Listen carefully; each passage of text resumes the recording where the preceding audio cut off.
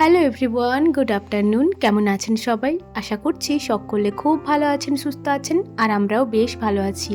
আমার আজকের আরও একটি নতুন ভ্লগে আপনাদের সকলকেই স্বাগত জানাই। আজ মঙ্গলবার দুপুর 1:30 মতো বাজে এখন, আর এখন থেকেই আজকের ভ্লগটি শুরু করছি। আশা করছি আমার আজকের ভ্লগটি আপনাদের ভালো লাগবে।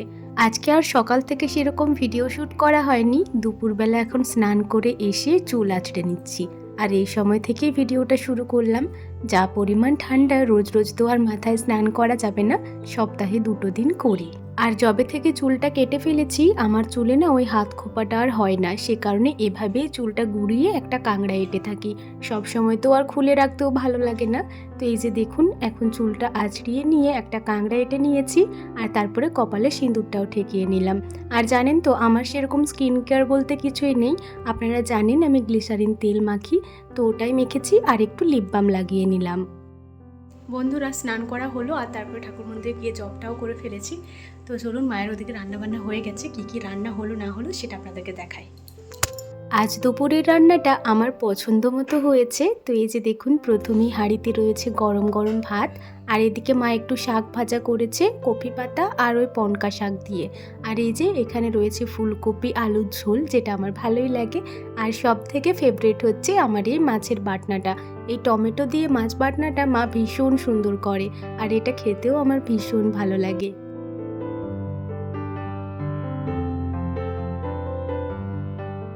এই মুহূর্তে বেশ অনেকটাই সময় পার করে ফেলেছি। ঘড়ির কাঁটার সময় হলো ওই বিকাল 5টা মতো, আর ঠিক এই সময়ই আমার শ্বশুরমশাই আমাদের বাড়িতে এসে পৌঁছালেন। কয়েকদিন ধরেই আসবো করছিল, তবে কাজের ভিড়ের জন্য আসতে পারছিল না। তবে আজকে একটু সময় বের করে এসেছে। আর এই যে বাবার গাড়িটা মাঝ বরাবর ছিল, তো বাবা বলল, অনু গাড়িটা একটু সাইডে করে দাও। তো এই যে সাইড দিক করে রেখে দিলাম। আর বন্ধুরা, এখন তো আমার শ্বশুর বাড়িতে বেশ অনেক সবজিপাতি হচ্ছে। তো দেখুন, বাবা যখন এসেছে আমার জন্য বেশ অনেকগুলোই সবজিপাতি এনেছে। ওই যেমন মূলো এনেছে, দেখুন মূলোগুলো কেমন গোলাপি গোলাপি কালার। আমি আগেও দেখেছি, কিন্তু আমাদের বাড়িতে এরকম মূলো হয় আমি জানতাম না। আর দেখুন, একটা বড় মতো লাউ এনেছে, আর এনেছে কয়েকটা বেগুন, আর এই যে লাউ শাকও এনেছে, যেটা আমার মা খেতে খুব ভালোবাসে। আর অনেকগুলো লঙ্কাও এনেছে। জানেন তো, আমাদের বাড়িতে যে লঙ্কাগুলো হয়, ওই লঙ্কাগুলো ভীষণ পরিমাণে ঝাল। এই যে এক প্লাস্টিক মতো লঙ্কা এনেছে। তো সমস্ত সবজিগুলো এখানেই গুছিয়ে দিলাম, ওগুলো রান্নাঘরে বার করে নেব। ফ্রিজটা ভালো করে ধোয়া মোছা নেই, নয়তো ফ্রিজেই রেখে দিতাম। তো এই যে দেখুন, সমস্ত সবজিগুলোই গুছিয়ে নিয়েছি। বাবা আসার সময় তো মিষ্টি এনেছিল, আর দুপুর থেকেই না আজকে কী খাই মন করছিল। তো এই যে বাবা আসার সাথে সাথেই আমিও একটা মিষ্টি নিয়ে নিলাম খাবার জন্য। আজ সন্ধ্যায় এক স্পেশাল মেনু বানানো হবে, যেটা আপনারা ভিডিওর ইন্ট্রোতেই বুঝে গেছেন, যে আজকে পোলাও বানাবো, মানে সকলকেই আজকে পোলাও বানিয়ে খাওয়াবো। এটা আমার সেকেন্ড টাইম পোলাও বানানো। প্রথমবার বানিয়েছিলাম, তবে সেবার না খুব একটা ভালো হয়নি। কিন্তু এবারে একটা রেসিপি দেখেছি, আর ওই রেসিপিটা দেখেই ভাবছি সমস্ত পাই টু পাই করবো। প্রথমেই আমি চালটা বাটি করে 3.5 বাটি মতো মেপে নিয়েছি। আর এই চালটা মাপার পিছনেও না একটা কারণ আছে, যেটা আমি একটু পরে বলছি। তো এই যে দেখুন, ওই চালটা মেপে নেওয়ার পরে এখন হালকা হাতে চালটাকে ধুয়ে নিচ্ছি। যেহেতু এটা আতপ চাল বা গোবিন্দভোগ চাল, যে যাই বলেন না কেন, তো এই চালটা না একটু বেশি নরম হয়। যদি আপনারা জোর হাতে করে মাখেন, তাহলে না এটা ভেঙে যেতে পারে। সেজন্য হালকা হাতে 2-3 বার মতো ধুয়ে নিয়েছি। যখন দেখছি জলের কালারটা চেঞ্জ হয়েছে, ঠিক সেই সময়ই সমস্ত চালগুলো হাত দিয়ে ছেঁকে তুলে এই যে একটা থালার মধ্যে শুকাতে দিচ্ছি। এভাবে একটু ঝরঝরে হয়ে শুকাতে দেব, যাতে করে চালটাও খুব ঝরঝরে হয়, আর বাকি জিনিসগুলো মাখাতেও সুবিধা হবে। বন্ধুরা, চালটাকে এদিকে ঝরঝরে হয়ে শুকাতে দিয়েছি। এই যে দেখুন, বেশ অনেকটা শুকিয়েও গেছে।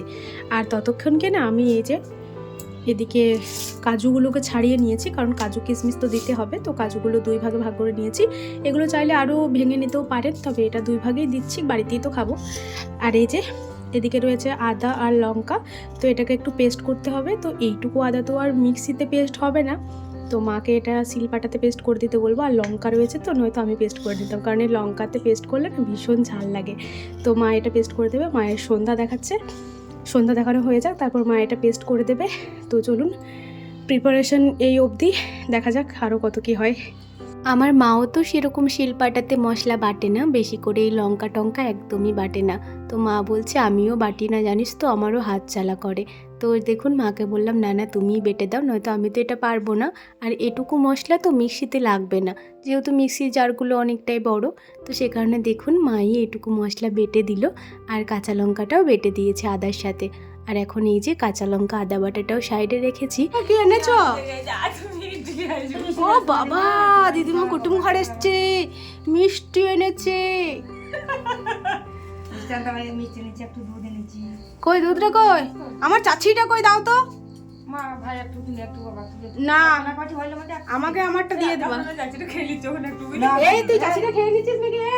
না মামা বলে কোথায় লোকটা জানে মিষ্টি দেয়। আমাদের বাড়ির সকলেই দুধ চাচি খেতে খুব ভালোবাসে, আর সে কারণেই না যতবার দিদিমা দুধ চাচি নিয়ে আসে আমরা সবসময় কাড়াকাড়ি করেই খাই। তো এই যে ভাইকে দেখতে গেলাম যে খেয়ে নিচ্ছে নাকি, দেখছি না না ও জিনিসগুলো সমস্তটাই খুলছিল।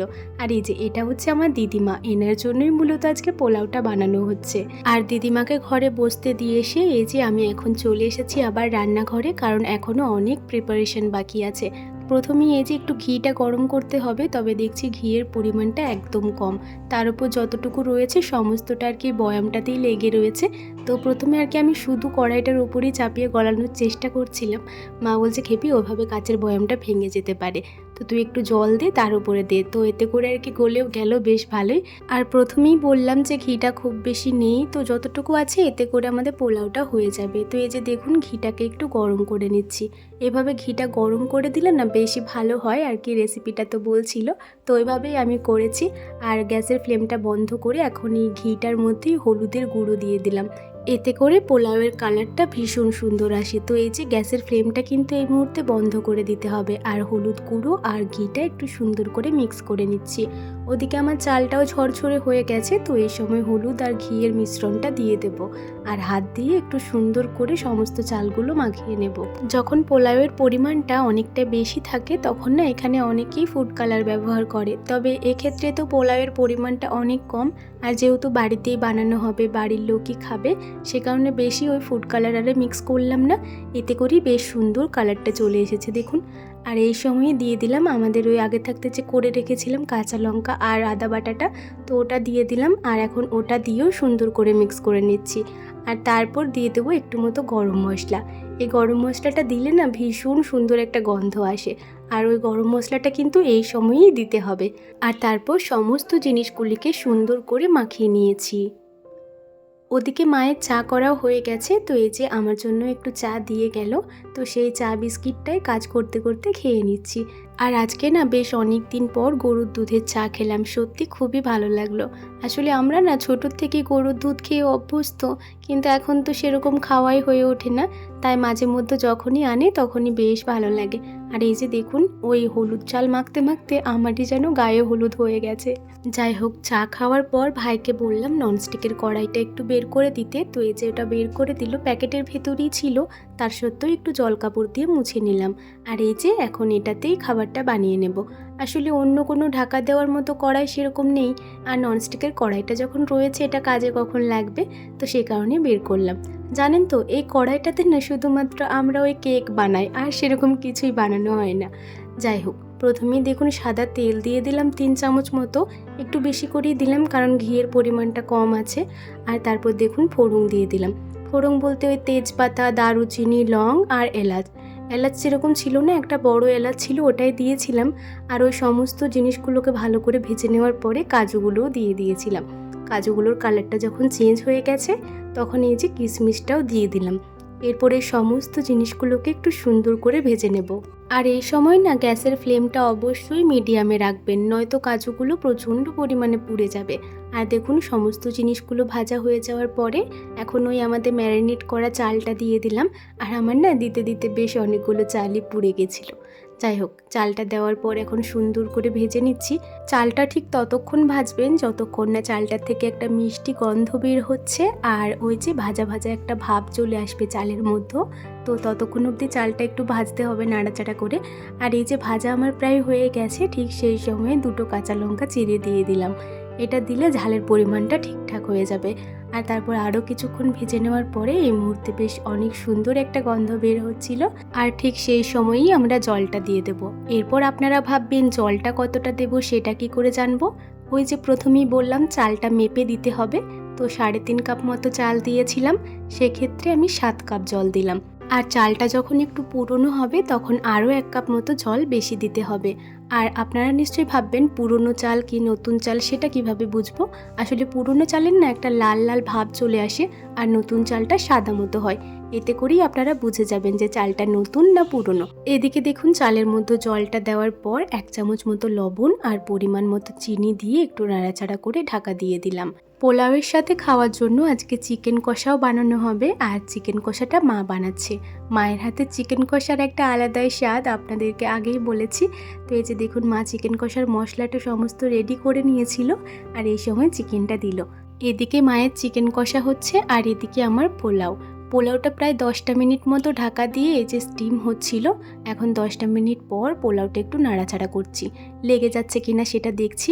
আর অবশ্যই এদিকে একটু খেয়াল রাখবেন, 10 মিনিট মানে যে 10 মিনিট পরেই দেখতে হবে এমনটা না, 7-8 মিনিট পরেও একটু খেয়াল রাখবেন।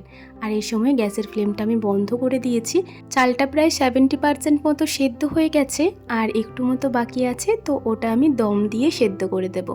দম দেওয়ার জন্য প্রথমে একটা দেখুন তাওয়া চাপালাম, আর গ্যাসের ফ্লেমটা একদম লোতে আছে, আর তার উপরে পোলাওটা চাপিয়ে দিয়েছি।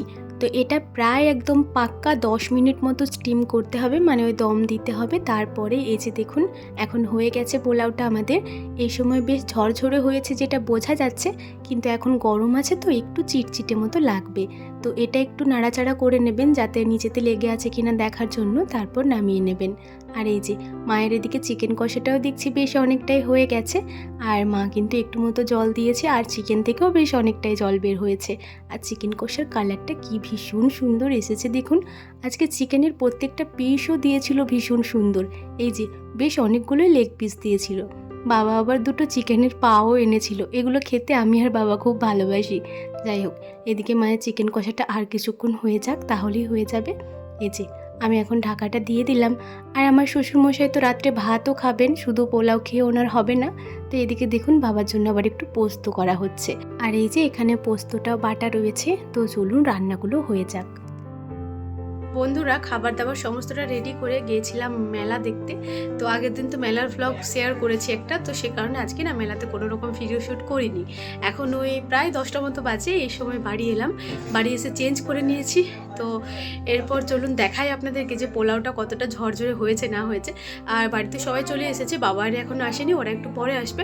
তো চলুন আপনাদেরকে দেখাই, তারপরে খাওয়া দাওয়া করবো, তারপরে ভিডিওটা এন্ড করবো। গরমেতেই বোঝা যাচ্ছিল যে পোলাওটা বেশ ঝরঝরে হয়েছে, তবে তখন তো গরম ছিল, একটু চিটচিটে মতো ছিল। আর এই যে দেখুন এখন ঠান্ডা হয়ে গেছে, এই সময় ভীষণ সুন্দর ঝরঝরে হয়েছে পোলাওটা। আর এই যে মায়ের চিকেন কষার কালারটা কি ভীষণ ভালো লাগছে দেখুন। আমার তো জিভে জল চলে আসছে। চলুন তাড়াতাড়ি আমার থালাটা সাজিয়ে ফেলি, তারপর খেয়ে দেখি যে কেমন হয়েছে। দেখেই তো আমার অবস্থা খারাপ। এই যে থালাটা সাজিয়ে নিচ্ছি, একটু ডিজাইন করে সাজাবো। তো প্রথমে কয়েকটা কাজু কিশমিশ আর ওই লঙ্কা ছালটা দিয়ে দিলাম মাঝ বরাবর, আর তার উপরে এই যে পোলাওগুলো দিয়ে দিচ্ছি। এভাবে না সাজিয়ে খেতে আমার বেশ ভালো লাগে। আপনারা অবশ্য দেখেছেন আমি যখনই খাই খাবার তখনই কিন্তু আমি একটু সাজিয়ে গুছিয়েই খেতে পছন্দ করি। ভালো করে সাজিয়ে যদি কেউ খাবার না দেয় না, ওই খাবারটা দেখেই আমার আর খেতে ইচ্ছা করে না। যাই হোক, এদিকে দেখুন পোলাওগুলো বাটির মধ্যে দিয়ে একটু প্রেস করে নিয়েছি, আর তারপর এখন থালার উপরে উবুর দিয়ে দিচ্ছি। কি সুন্দর লাগছে দেখুন দেখতে।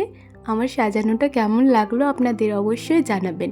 এই যে ওপরটা দেখতে এত ভীষণ ভালো লাগছে। চলুন, আর আমার তর সয়েছে না, এখন তাড়াতাড়ি চিকেন কষাটা নিই আর খাবারটা খাই আগে। তো এই যে দেখুন চিকেন কষা নিয়ে নিচ্ছি 2-3 পিস মতো। চিকেন না আমি খুব ভালোবাসি, তবে অনেক খেতে পারবো না। পছন্দ মতো 2 পিস হলেই আমার যথেষ্ট। এই যে থালা সাজানো হয়ে গেছে, এরপর খাবার পালা। এটা দেখে আপনাদের কেমন লাগছে অবশ্যই কমেন্টে জানাবেন। খেতে কেমন হয়েছে সেটা আমি খাবার পরে বলছি। এই যে প্রথমেই অল্প কটা পোলাও নিলাম। সত্যি বলতে মুখে দিয়ে যা বুঝলাম খুবই ভালো হয়েছে, সব কটাই ঠিকঠাক হয়েছে। আর এবারের পোলাওটা ভীষণ সুন্দর ঝরঝরেও হয়েছে। আগেও একবার ট্রাই করেছিলাম পোলাও রেসিপি, তবে না সেবারে একটু চিটচিটে মতো হয়ে গেছিলো, মানে একটু বেশি সেদ্ধ করে ফেলেছিলাম। তবে এবারের পোলাওটা ভীষণ টেস্টি হয়েছিল আর খুবই ঝরঝরে হয়েছিল। আর এই যে মায়ের হাতের চিকেন কষা, এটা দিয়ে তো জাস্ট দারুণ লাগছিল। আপনারা অবশ্যই এভাবে একবার বাড়িতে দেখবেন, সকলেরই খুব পছন্দ হবে। চলুন আজকে রাত্রের খাবার খেতে খেতে ভিডিওটা শেষ করছি। ভিডিওটি কেমন লাগলো অবশ্যই কমেন্টে জানাবেন। ভালো লাগলে একটি লাইক করে দেবেন এবং সাবস্ক্রাইব করে আমার ছোট্ট চ্যানেলটির পাশে থাকবেন। সবাই ভালো থাকবেন, সুস্থ থাকবেন, সাবধানে থাকবেন। দেখা হবে খুব শীঘ্রই পরের কোনো একটি ব্লগে। ততক্ষণের জন্য সবাই ভালো থাকুন, সুস্থ থাকুন, সাবধানে থাকুন আর সকলের পরিবারকে নিয়ে ভালো থাকুন। টাটা।